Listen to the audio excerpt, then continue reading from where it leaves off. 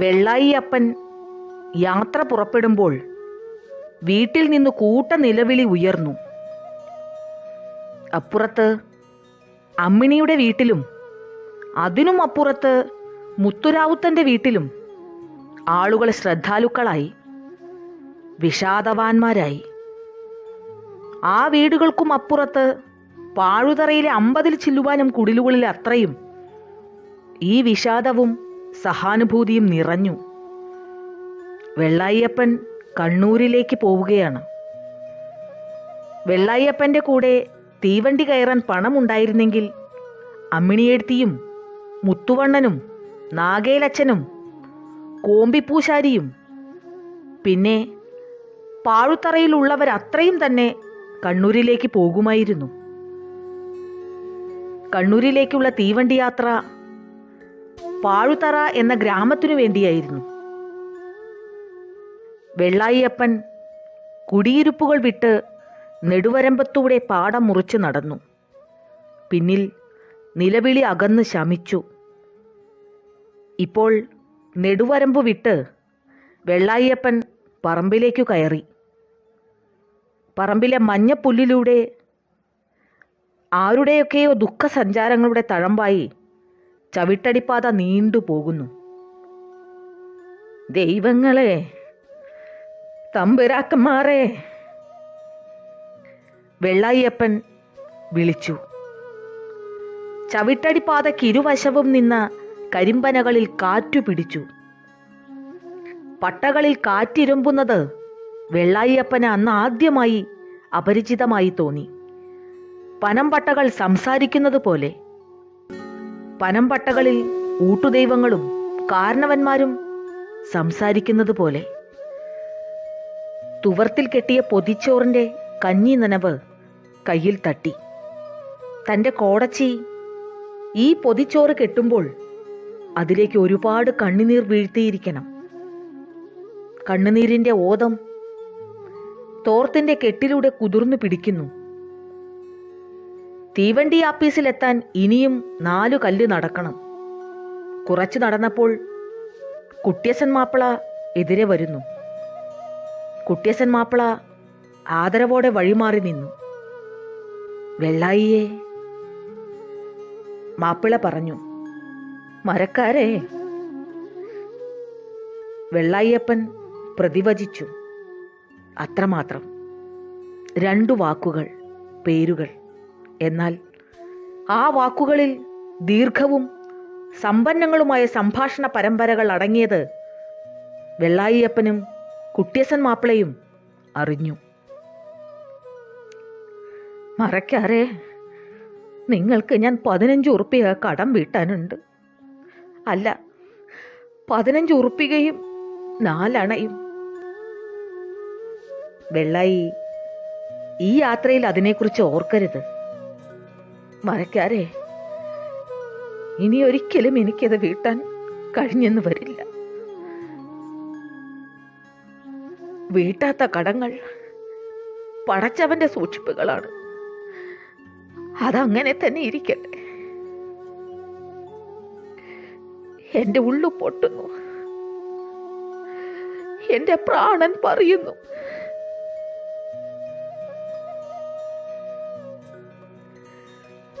പടച്ചവൻ തുണയ്ക്കട്ടെ, മുത്തുനബി തുണയ്ക്കട്ടെ, നിന്റെയും എന്റെയും ദൈവങ്ങൾ തുണയ്ക്കട്ടെ. കരിമ്പനപ്പട്ടകളിലെ കാറ്റ് ദൈവസാന്ദ്രമായി. കുട്ടിയസൻ മാപ്പിളയെ വിട്ടുകൊണ്ട് വെള്ളായിയപ്പൻ യാത്ര തുടർന്നു. ഇനിയും 4 കല്ലു നടക്കണം. വഴിയിൽ പിന്നെയും ഒരു അഭിമുഖം. നീലിമണ്ണാത്തി. അലക്കിയ തുണികളുടെ കെട്ട് ചുമലിൽ ഞാത്തി എതിരെ വന്ന നീലി വഴിമാറി നിന്നു. വെള്ളായിയച്ചോ, അവൾ പറഞ്ഞു. അത്രമാത്രം. നീലിയേ. വെള്ളായിയപ്പൻ പറഞ്ഞു. അത്രമാത്രം. 2 വാക്കുകൾ മാത്രം. 2 വാക്കുകൾക്കിടയ്ക്ക് സാന്ത്വനത്തിന്റെ നിറവ്. വെള്ളായിയപ്പൻ നടന്നു. ചവിട്ടടിപ്പാത വെട്ടുവഴിയിൽ ചേർന്നു. വെള്ളായിയപ്പൻ വെട്ടുവഴിയിലൂടെ നടന്നു. വെട്ടുവഴി പുഴയിലേക്ക് ഇറങ്ങി. പുഴ കടന്ന് മേട് കയറിയാൽ പിന്നെ തീവണ്ടി ആപ്പീസിലേക്കുള്ള വഴിയാണ്. പൂഴിമണലിൽ നിന്ന് വെള്ളായിയപ്പൻ പുഴവെള്ളത്തിലേക്ക് ഇറങ്ങി. കാൽവണ്ണയെ തഴുകിക്കൊണ്ട് പരൽമീനുകളെ പേറിക്കൊണ്ട് പുഴ ഒഴുകി. പുഴയുടെ നടുക്കെത്തിയപ്പോൾ കുളിയുടെ അനുഭവം വെള്ളായിയപ്പനെ തളർത്തി. അപ്പന്റെ ശവത്തെ കുളിപ്പിച്ചത്, മകനെ അവന്റെ കുട്ടിക്കാലത്തെ കുളത്തിൽ കുളിപ്പിച്ചത്, ഇളം ചൂടുള്ള വെള്ളം, അതൊക്കെയും ഓർമ്മിപ്പിച്ചു. പുഴ കടന്ന് അപ്പുറത്തെ മേടു കയറുവോളം വെള്ളായിയപ്പൻ കരഞ്ഞു. തീവണ്ടി ആപ്പീസിലെത്തിയ വെള്ളായിയപ്പൻ ഷീട്ട് വാങ്ങുന്നിടത്ത് വരിയിൽ നിന്നു. ഉടുമുണ്ടിന്റെ കോന്തലയഴിച്ച് പണം പുറത്തെടുത്തു. കണ്ണൂര്, വെള്ളായിയപ്പൻ പറഞ്ഞു. ഗുമസ്തൻ ഷീട്ടെടുത്ത് അച്ചുകുത്തി ജനാലയിലൂടെ പുറത്തേക്കിട്ടപ്പോൾ യാത്രയുടെ ഒരു ഘട്ടം താണ്ടിയതുപോലെ വെള്ളായിയപ്പന് തോന്നി. ഷീട്ടിനെ മുണ്ടിന്റെ കോന്തയിൽ കെട്ടി വെള്ളായിയപ്പൻ പടവ് കയറി പ്ലാറ്റ്ഫോമിലെത്തി. ബെഞ്ചിൽ വണ്ടിക്കായി കാത്തിരുന്നു. അകലെ സൂര്യൻ താഴുന്നു. ഇരുണ്ടു തുടങ്ങുന്ന കരിമ്പനകൾക്ക് മുകളിലൂടെ പക്ഷികൾ പറന്നു കൂടുപറ്റുന്നു. മുണ്ടകപ്പാടത്തിന്റെ വരമ്പത്ത് തന്റെ ചെറുവിരലിൽ പിടിച്ചുകൊണ്ട് അസ്തമയത്തിന്റെ പക്ഷികളെ നോക്കി അത്ഭുതപ്പെട്ട മകനെ വെള്ളായിയപ്പൻ ഓർത്തു. അസ്തമയത്തിലൂടെ പാടത്തേക്ക് ഇറങ്ങി നടക്കുന്ന സ്വന്തം അപ്പനെ ഓർത്തു. 2 ചിത്രങ്ങൾ, അവയ്ക്കിടയിൽ 2 പേരുകൾക്കിടയിൽ എന്ന പോലെ, 2 വാക്കുകൾക്കിടയിൽ എന്ന പോലെ എന്തിൻ്റെയൊക്കെയോ നിറവ്. ബെഞ്ചിൽ ബാക്കിയുണ്ടായിരുന്ന സ്ഥലത്ത് വന്ന് ഇരിപ്പുറപ്പിച്ചൊരു കാരണവർ ചോദിച്ചു, കോയമ്പത്തൂർക്കോ? കണ്ണൂർക്ക്. നാന് കോയമ്പത്തൂർക്കാണ്. ഓ, കണ്ണൂർ വണ്ടി 10 മണിയാകും. ഓ, കണ്ണൂര് എന്താ പണി? വിശേഷിച്ച് ഒന്നുമില്ല, വെറുതെ പുകാണ്. അപരിചിതന്റെ സംഭാഷണം ഒരു കൊലക്കയറിനെ പോലെ വെള്ളായിയപ്പന്റെ കഴുത്തിൽ ചുറ്റി മുറുകി. പാഴുതറയുടെ നെടുവരമ്പു കടന്നാൽ ലോകം മുഴുവൻ അപരിചിതരാണ്. അപരിചിതരുടെ താല്പര്യരഹിതമായ സംഭാഷണം എണ്ണമറ്റ കൊലക്കയറുകളായി. കോയമ്പത്തൂരിലേക്കുള്ള വണ്ടി നേരത്തെ വരികയാൽ ബെഞ്ചിൽ സമീപത്തിരുന്ന കാരണവർ എഴുന്നേറ്റുപോയി. വെള്ളായിയപ്പൻ തനിച്ചായി. ചോറുപൊതി അഴിക്കാൻ തോന്നിയില്ല. തുവർത്തിലൂടെ പുറത്തേക്ക് കുതിർന്ന അതിന്റെ നനവിൽ കൈവച്ചുകൊണ്ട് വെള്ളായിയപ്പൻ ഇരുന്നു. അങ്ങനെ ഇരുന്ന് ഉറങ്ങി. ഉറക്കത്തിൽ കിനാവു കണ്ടു. കിനാവിൽ വെള്ളായിയപ്പൻ പറഞ്ഞു, കണ്ടുണ്ണിയേ, മകനെ. തീവണ്ടിയുടെ ചീറ്റലും നടുക്കവും വെള്ളായിയപ്പനെ ഉണർത്തി. വെള്ളായിയപ്പൻ തട്ടിപ്പിടഞ്ഞെഴുന്നേറ്റു. മുണ്ടിന്റെ കോന്തയിലെ ഷീട്ട് അവിടെ തന്നെയുണ്ടോ എന്ന് നോക്കി നിജം വരുത്തി. പതുക്കെ വണ്ടിയിലേക്കു നടന്നു. ഒഴിവ് കണ്ടിടത്തേക്ക് കയറാൻ നോക്കി. ഇത് 1ാം ക്ലാസ്സാണ് കാർന്നോരെ. തന്നെ. അപ്പുറത്തെ പെട്ടിയിൽ റിസർവ്ഡ് ആണ്.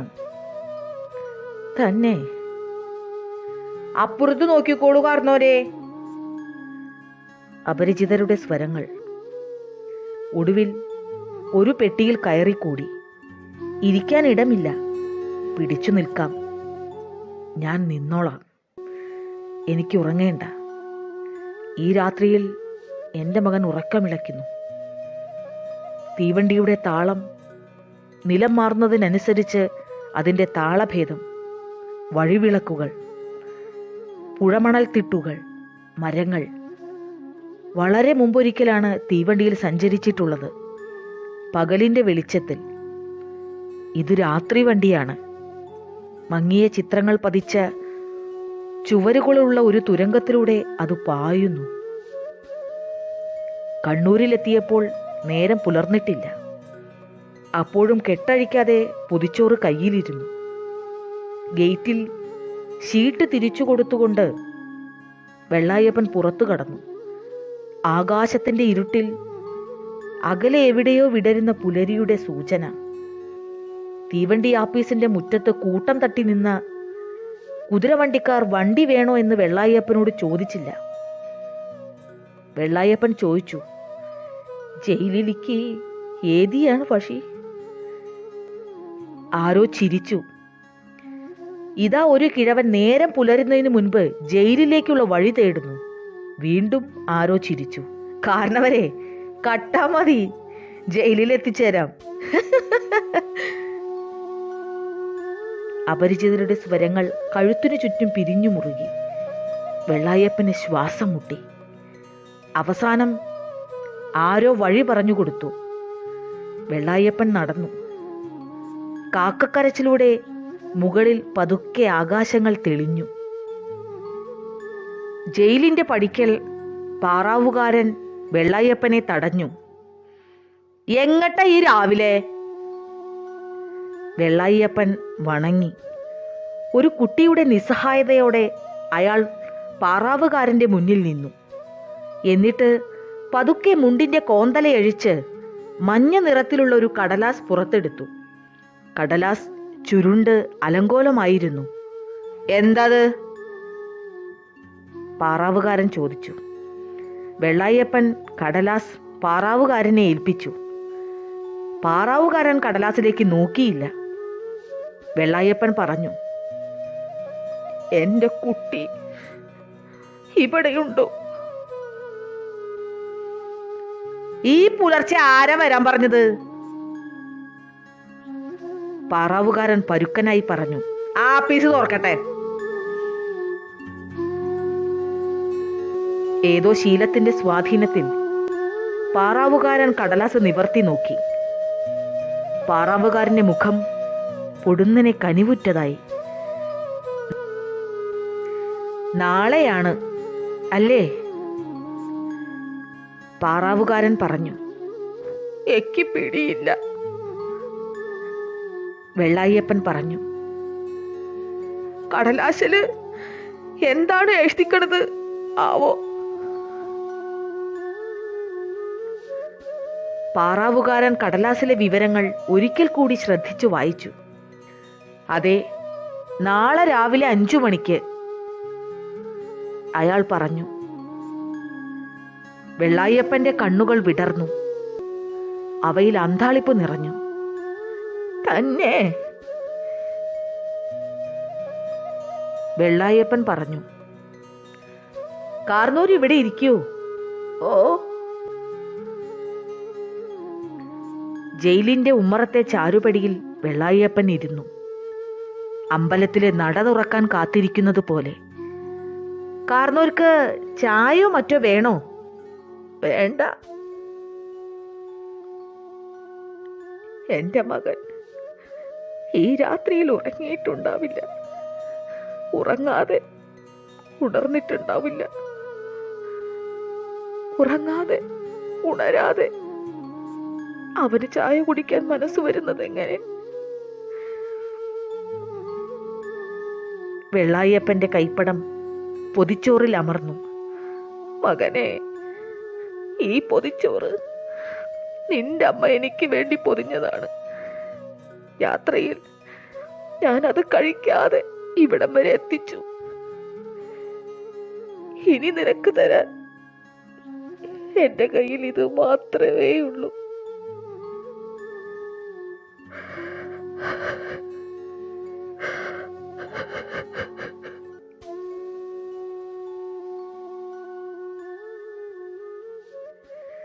തുവർത്തിനകത്ത് കെട്ടഴിക്കാതെ കിടന്ന പാഥേയം പുളിച്ചു. നേരം പതുക്കെ പതുക്കെ വെളുത്തു. നേരം പതുക്കെ പതുക്കെ കനച്ചു. ആപ്പീസ് തുറന്നു. ആളുകൾ മേശകൾക്കു പുറകിൽ സ്ഥലം പിടിച്ചു. പാറാവുകാർ കവാത്തു നടത്തി. തടവറ സജീവമായി. മേധാവികൾ കടലാസ് പരിശോധിക്കുന്നു. മേധാവികൾ ഉത്തരവിടുന്നു. ഉത്തരവുകളുടെ അപരിചിത സ്വരങ്ങൾ, വിദ്വേഷവും നിന്ദയും പകയുമില്ലാത്ത കുരുക്കുകൾ. അവ ചുറ്റിപ്പിടിച്ച് ശ്വാസം മുട്ടിക്കുന്നു. വെയിലിന് ചൂട് കൂടുന്നു. ഇവിടെ കാത്തിരിക്കൂ. വെള്ളായപ്പൻ കാത്തിരിക്കുന്നു. നീണ്ട കാത്തിരിപ്പിനു ശേഷം ഒരു പാറാവുകാരൻ വെള്ളായപ്പനെ തടവറയുടെ ഉള്ളുകളിലേക്ക് കൂട്ടിക്കൊണ്ടു പോകുന്നു. വെയിലിന്റെ ചൂടറിയാത്ത തണുത്ത ഇടനാഴികൾ. ഇതാ ഇവിടെയാണ്.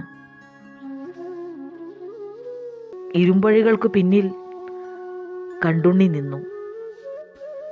അപരിചിതനെ പോലെ കണ്ടുണ്ണി വെള്ളായപ്പനെ നോക്കി. സാന്ത്വനം കൊടുക്കുകയോ വാങ്ങുകയോ ചെയ്യാനാവാത്ത മനസ്സിന്റെ മറ. പാറാവുകാരൻ അഴിവാതിൽ തുറന്ന് വെള്ളായപ്പനെ അകത്തു പ്രവേശിപ്പിച്ചു. അച്ഛനും മകനും നേരോട് നേരായി തെല്ലിട നേരം നിന്നു. പിന്നെ വെള്ളായപ്പൻ മകനെ കെട്ടിപ്പിടിച്ചു. കണ്ടുണ്ണി ശ്രവണത്തിനപ്പുറത്തുള്ള ഒരു സ്ഥായിയിൽ നിലവിളിച്ചു.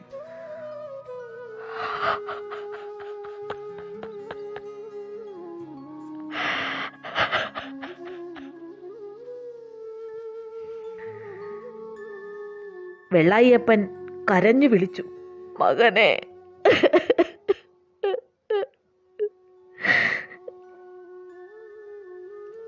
കണ്ടുണ്ണി മറുവിളി വിളിച്ചു, അപ്പാ.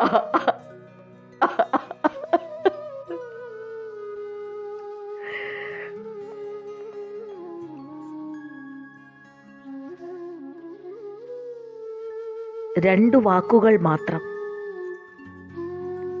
രണ്ടു വാക്കുകൾക്കിടയ്ക്ക് ദുഃഖത്തിൽ, മൗനത്തിൽ അച്ഛനും മകനും അറിവുകൾ കൈമാറി. മകനെ, നീ എന്ത് ചെയ്തു? എനിക്ക് ഓർമ്മയില്ല അപ്പ. മകനെ, നീ കൊലപാതകം നടത്തിയോ? എനിക്ക് ഓർമ്മയില്ല. സാരമില്ല മകനെ, ഇനിയൊന്നും ഓർമ്മിക്കേണ്ടതില്ല. പാറാവുകാർ ഓർമ്മിക്കുമോ? ഇല്ല മകനെ. അപ്പൻ എന്റെ വേദന ഓർമ്മിക്കുമോ?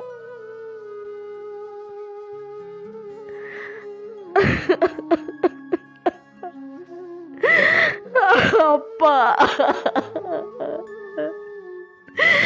എന്നെ തൂക്കിക്കൊല്ലാൻ സമ്മതിക്കരുതേ അപ്പാ. അപ്പാ.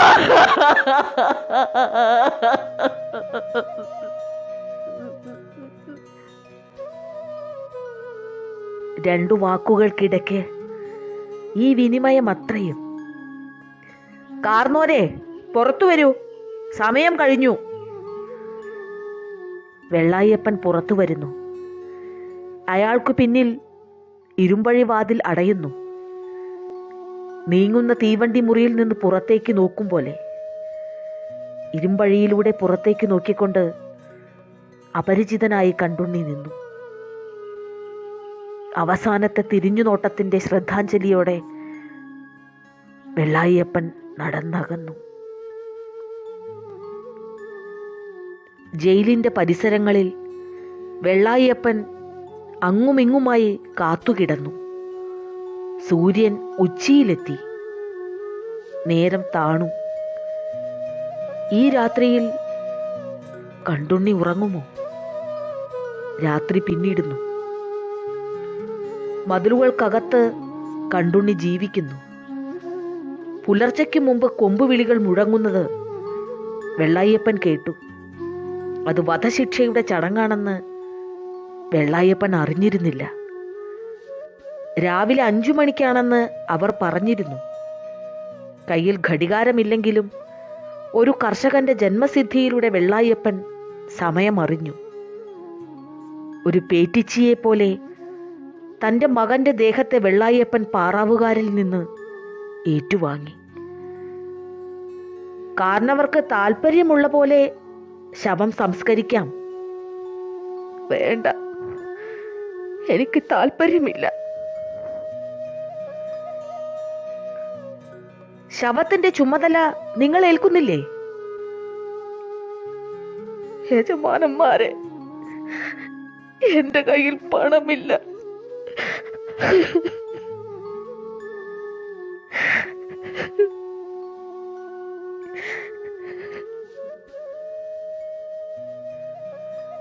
ഉന്തുവണ്ടിയുടെ പുറകെ തോട്ടികളുടെ കൂടെ വെള്ളായിയപ്പൻ നടന്നു. പട്ടണത്തിനു പുറത്തുള്ള വെളിനിലങ്ങൾക്കു മുകളിൽ കഴുകന്മാർ ചുറ്റിപ്പറന്നു. മണ്ണു മൂടുന്നതിന് മുൻപ് കണ്ടുണ്ണിയുടെ മുഖം വെള്ളായിയപ്പൻ ഒരു നോക്കു കണ്ടു. ആ നെറ്റിയിൽ കൈപ്പടം വെച്ച് അനുഗ്രഹിച്ചു. വെള്ളായിയപ്പൻ വെയിലത്ത് അലഞ്ഞു നടന്ന് കടൽപ്പുറത്തെത്തി. ആദ്യമായി കടൽ കാണുകയാണ്. കൈപ്പടങ്ങളിൽ എന്തോ നനഞ്ഞു കുതിരുന്നു. കോടച്ചി കെട്ടിത്തന്ന പൊതിച്ചോറാണ്. വെള്ളായപ്പൻ പൊതിയഴിച്ചു. വെള്ളായപ്പൻ അന്നം നിലത്തേക്കെറിഞ്ഞു. വെയിലിന്റെ മുകൾ തട്ടുകളിൽ എവിടെ നിന്നോ ബലിക്കാക്കകൾ അന്നം കൊത്താൻ ഇറങ്ങി വന്നു.